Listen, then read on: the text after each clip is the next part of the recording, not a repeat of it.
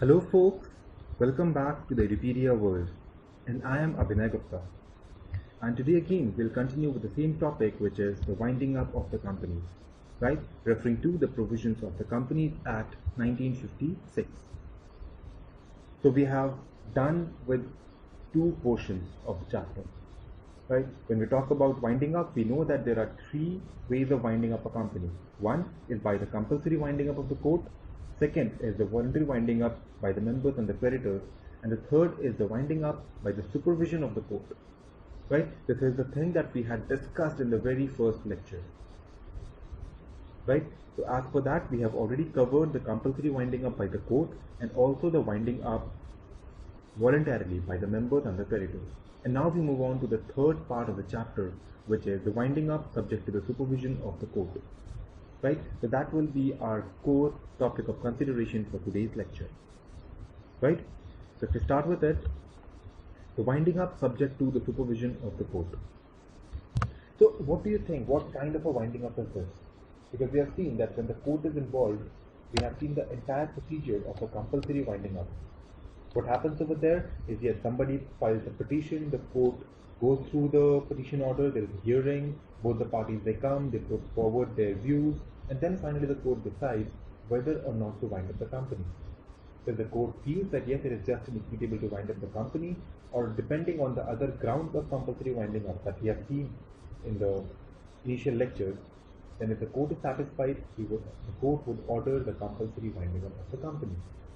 Right? And with that, what happens is the official liquidator takes charge. So remember, in the case of compulsory winding up, it is the official liquidator of the High Court or the District Court, whosoever, right, appointed by the central government. That official liquidator takes charge in the case of compulsory winding up. Okay, now we understand what is compulsory winding up. So what do you think is the winding up subject to supervision of the court? Obviously, when compulsory winding up is supervised by the court. Right? So why do you have a separate procedure of a winding up subject to supervision of the court? Because this is not a compulsory winding up. Over here, the court does not go forward to initiate the winding up. The winding up has been initiated already. Now the court takes the charge because they think it is necessary for them to take the charge. It is necessary to interfere into the proceedings, into the procedure of the winding up that has already been conducted.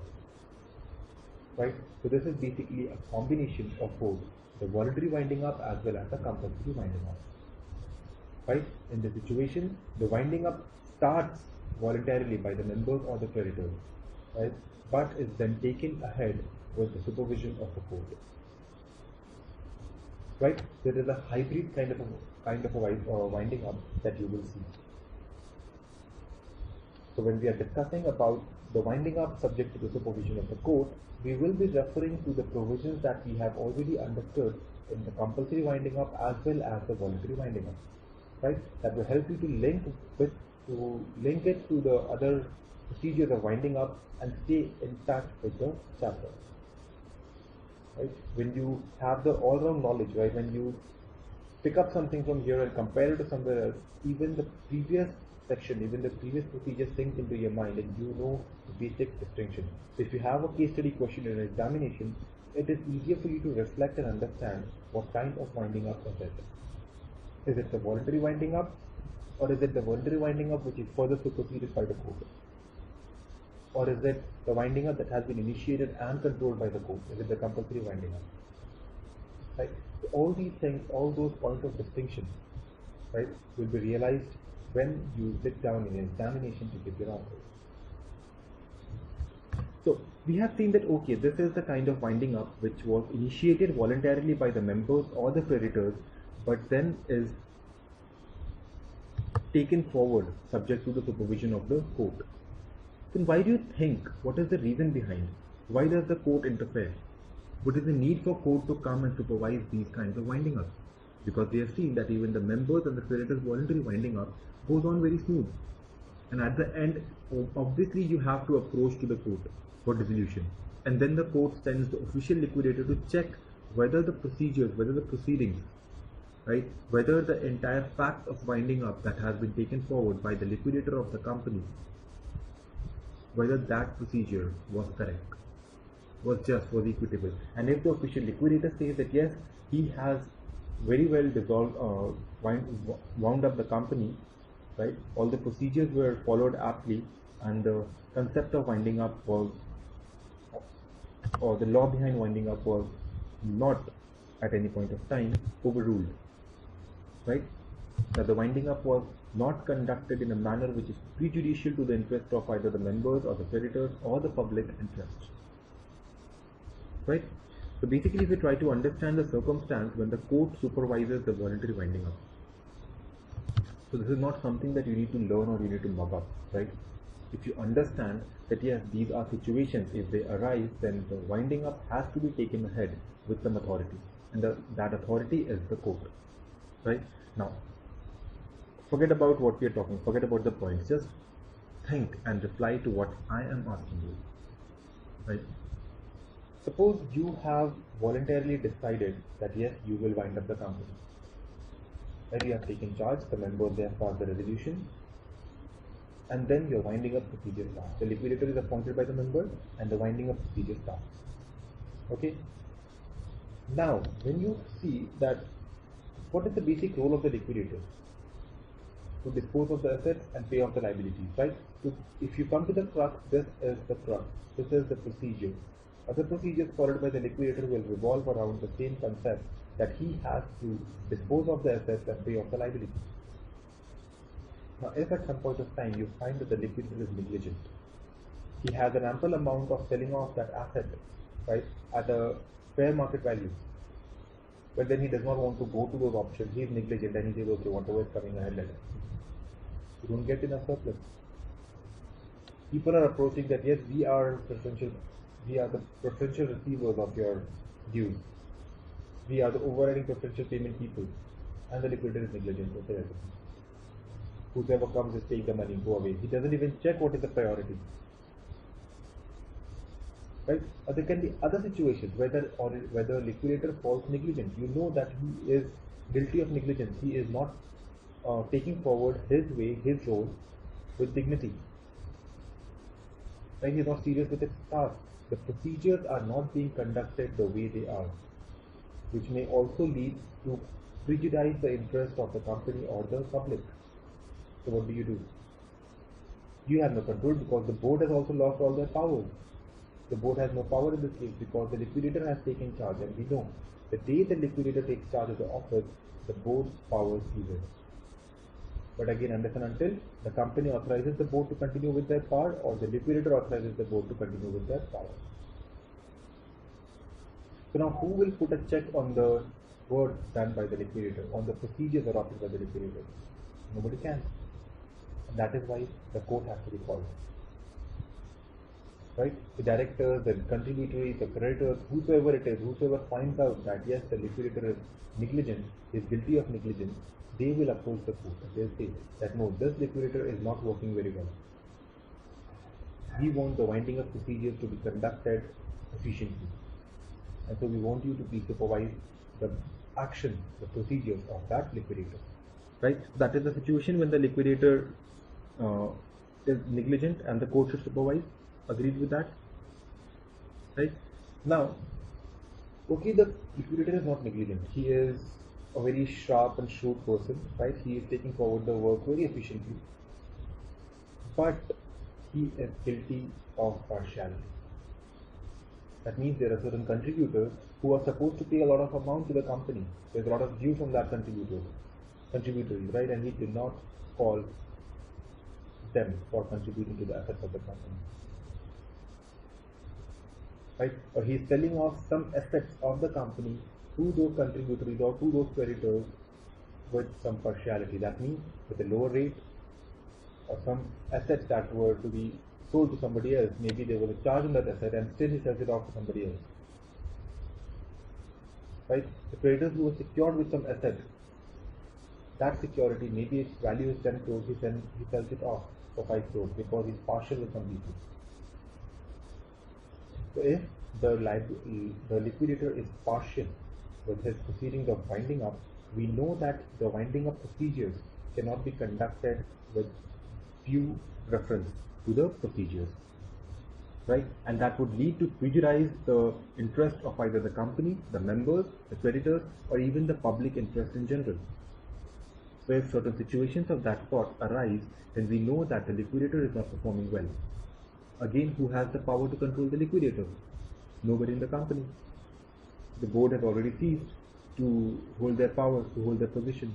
So again, in this situation, the court will be called, right? And the court will supervise the functions, the procedures, and the undertakings of the liquidator, right?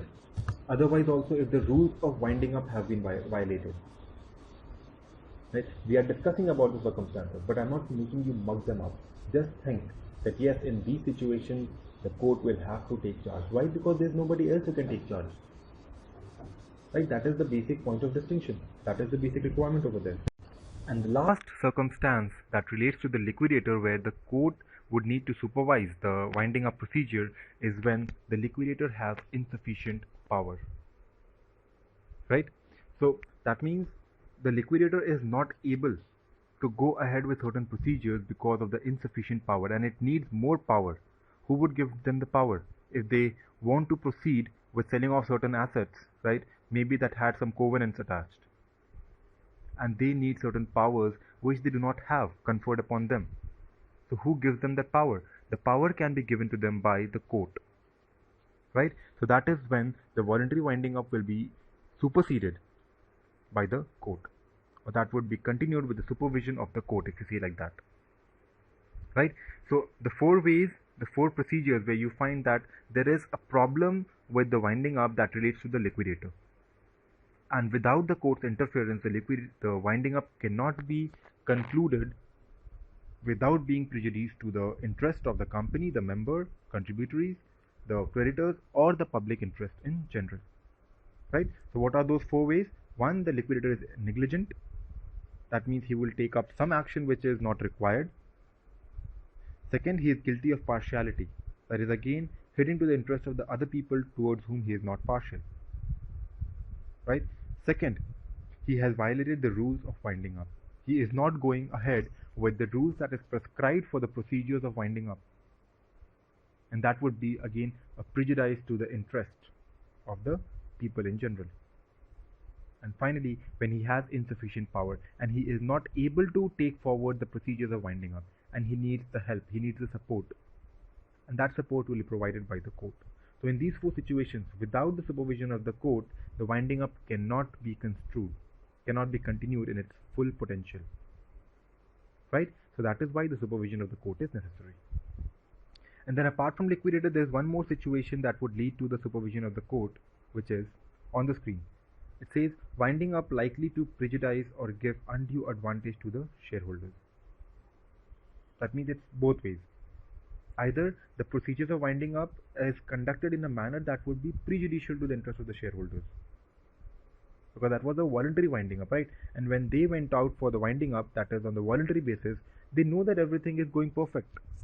They are solvent, everybody would be paid, there's no problem with anybody. But then certain situations arise, right, that would lead to the interest of that shareholders being compromised, right? Certain situations that would prejudice the interest of the shareholders. Then they would call for the court's interference.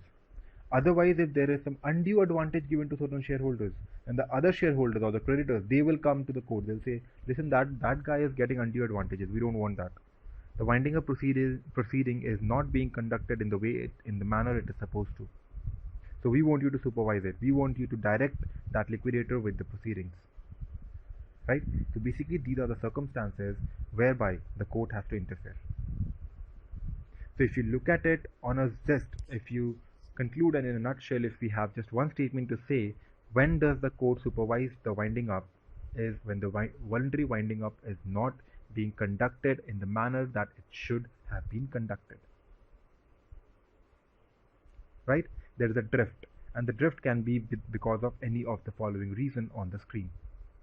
If there is a drift, who controls it? Because another reason is because no one else has the power over the liquidator, right? Okay, we have the committee of inspection, as we have seen in the previous cases of creditors voluntary winding up and the compulsory winding up, but they do not restrict the power. They can guide the liquidator. They can at times point out that no, this is not going good, this is not going in the appropriate manner. They can always put a check, but they cannot restrict or force the liquidator to get into action.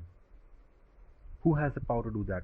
It is only the court or the official liquidator, right? Because official liquidator also is the agent of the court, right? So that is the situation when the court has to supervise the voluntary winding up, because without a supervision, the voluntary winding up will not be conducted in the manner that it is supposed to be conducted, right? I hope now this makes your entire concept clear, that why do we need the supervision of the court and what is the winding up subject to the supervision of the court. If the concept is clear, then we can go ahead with pinpointing the other points that would be required for you to write down in your answers. First of all you need is the clear concept in your head, right? So if anybody is still having any query with this concept, with the winding up subject to supervision of the court, please use the comment box below and I will get back to you, right? And there's again one doubt that may pop up in the brain is, when does the court supervise? Is there a specified time till when the court has to wait, or is it a specified time, 2-3 blocks given to the court? Okay, if you want to start, you can start from here. No, at any point of time when the court or when the other people, they think that no, it is necessary for the court to interfere, the court can interfere. The court is the supreme power, right? They do not require any permission from anybody. If they think that the winding up is not going well and they need to interfere, then the court can interfere at any point of time during the proceedings, right? Now we have seen the provisions and the concept relating to when will the court interfere.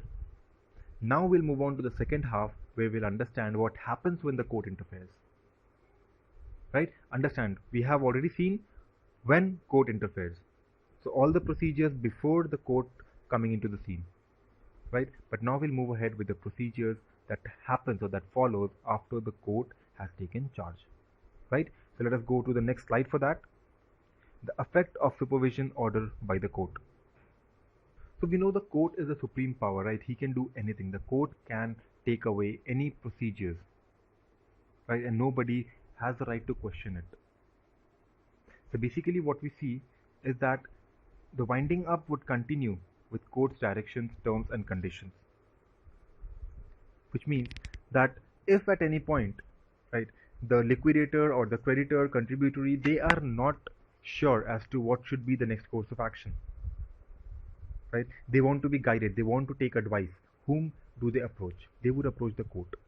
They would ask the court that, okay, this is a situation, this is something that I am not liking, or this is something that is to be done on my end and I don't understand how to go ahead with, right? Because either I don't have the knowledge about it, or there is something that is going wrong which is not allowing me to do or go ahead the way I am supposed to.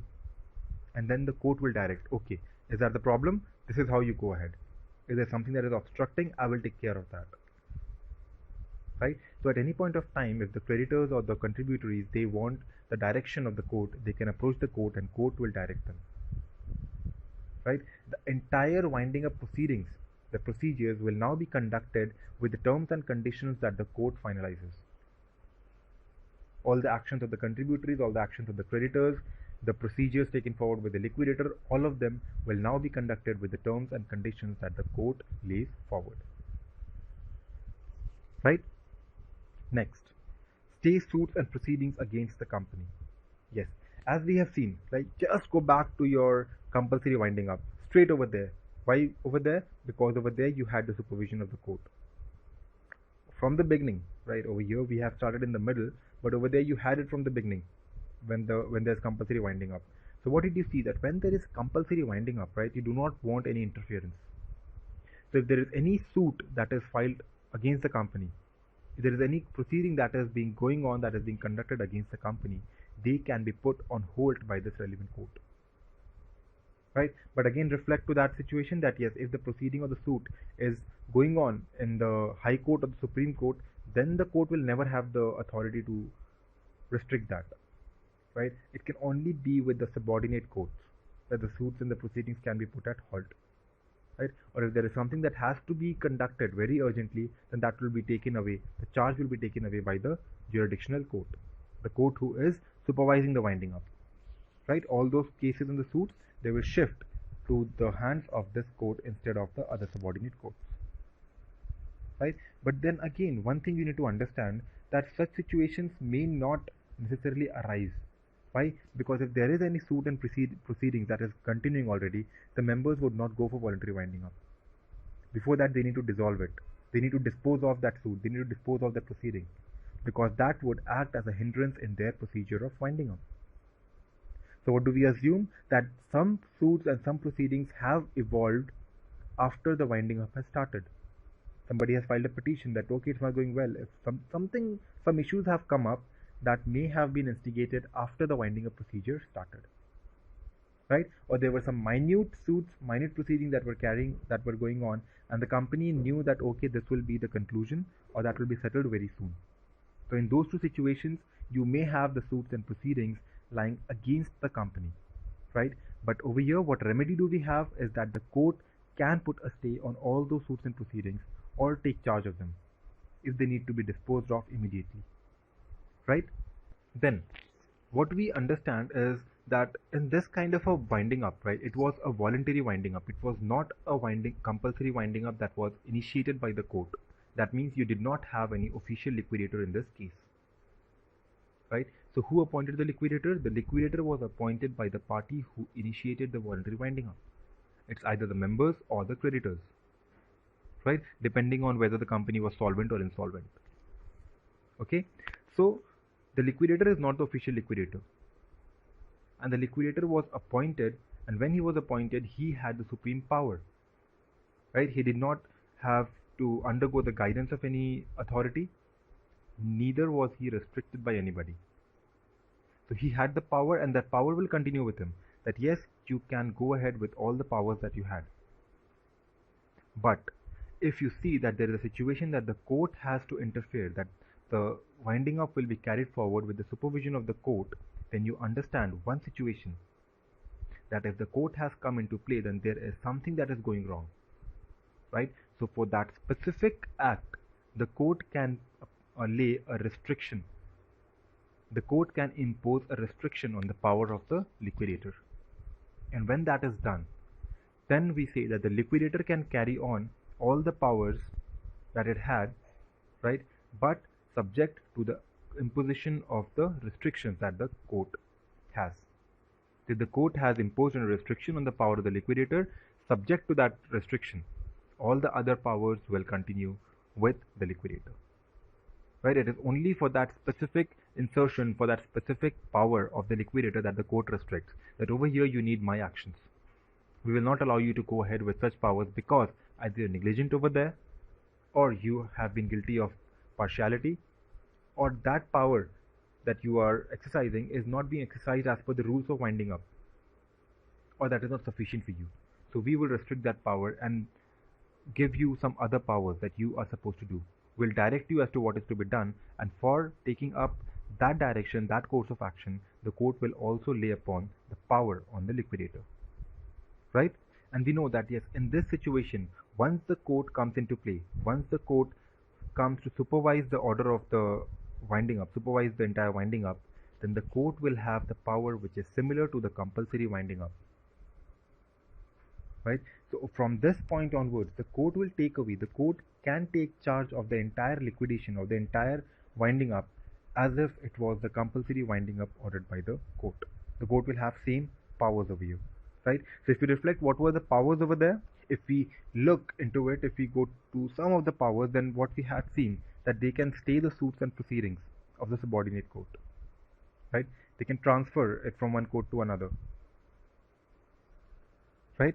They can make calls when they feel it necessary, that yes, the assets or the bank of the company is going down and they're not able to pay off the liability, then the calls have to be made for the unpaid calls on shares, right? The contributories may be demanded, the contributories may be called and asked to pay off the debts that are due to the company by them, right? So all these kinds of powers, right, they can also be exercised by the court in the case of supervision of the winding up by the court, right? Similar powers that they had in the compulsory winding up. So all that powers that we have decided over there, right, the court will have that power continued over here, irrespective of what we have discussed. Right? We have just taken few examples, but if you have some other powers also, keep in mind that the court will always have those powers continued.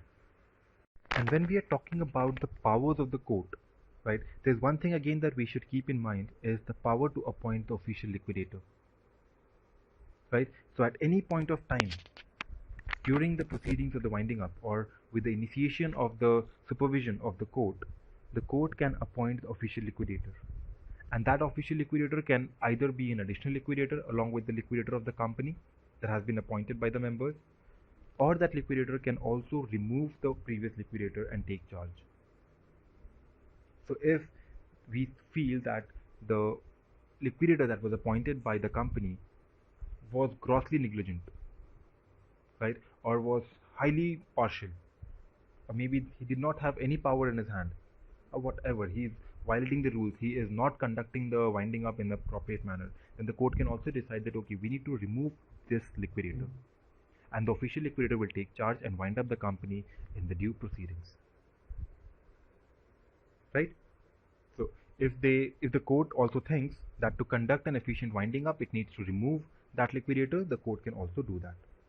Right? And in case if there is a vacancy, if the liquidator leaves the office, if he resigns, or due to some other reason the office of the liquidator falls vacant, even that can be filled up by the court, either by appointing the official liquidator in his place. Right? And that vacancy, if you think, that can occur because of the removal, because of the resignation, because of the death, because of any other reason. Right? So you have to understand that in this situation, the court can take away the power, the court can exercise its power and appoint the official liquidator in place of that liquidator, right, and to fill up the vacancy that arises in the office of the liquidator, right. And this liquidator who is appointed by the court, he shall have the same power and the obligations and the same stand and the same position in the proceedings of the winding up as the liquidator who was appointed voluntarily had, right. So we see that that liquidator who was appointed voluntarily by the members can completely be swiped away, can completely be replaced by the official liquidator by the court. Right. So with that, we have covered the basic provisions of the winding up subject to supervision of the court. But there's one last point that we need to discuss, which is that the supervision of the court becomes compulsory winding up in due proceeding. Right. So when the court thinks that okay, I was here to supervise the winding up, right, but there are situations, there are circumstances which forces me to carry on the winding up as if it was a compulsory winding up, right. So that winding up, which was first voluntarily, then converted to the supervision of the court, winding up by supervision of the court, can further be converted into compulsory winding up, right. And when can that be done? That can basically be done when the company thinks, when the court thinks, right, that it is necessary. So the court may order compulsory winding up, but that will also be subject to the petition that has been made. So if we have seen in the case of compulsory winding up that petition has to be made by the creditor, by the contributory, member, company, liquidator, and all such people, right? In section 439, we have seen all those people who are authorized to make the petition to the court for calling for the compulsory winding up, right? So even over here, when the winding up proceeding was being continued, right, with the voluntary winding up, then the winding up subject to supervision of the court, even then if somebody comes up to the court with a petition that no, we want this to be wounded up compulsorily, there is some issues over here, we are not liking it, the procedures that are being followed, we are not liking it, right, it is not being provided in a most efficient manner, so better you take up the proceedings and initiate the compulsory winding up. Right. So in that case, the court has the power to do so, right? But only then when the court is satisfied that yes, the winding up proceedings that is being conducted cannot be continued with due regard to the interest of the creditors or the members or the contributories or any of them. Right? If you think that okay, it is required and the interests are being sacrificed, then the court can take charge and convert this winding up subject to supervision of the court into the compulsory winding up, and for that purpose he would appoint the official liquidator to take charge, and he can also appoint some other liquidator who would assist the official liquidator or who would work under the direction of the official liquidator, right? And similarly, even the voluntary winding up, which is not subject to supervision of the court, can at any point of time be converted to compulsory winding up if there is a petition filed. And again, that petition can be filed by the creditors, the members, contributories, company, liquidator, any of the people who have been referred in section 439. Right? So that is all about this section, about this procedure, this last part, right? We have been successfully able to wind up the entire concept, entire procedure, and we'll be taking up some residuary topics in winding up, but otherwise the major portion of your winding up is over. You have done the three categories of winding up: the compulsory winding up, voluntary winding up, and winding up under the supervision of the court. Right? So with that, we come to the end of this lecture. So please stay tuned for the other parts as well, because over there we'll be discussing some important topics now, the contributories and the defunct companies and the other important aspects. So please stay tuned for those lectures as well.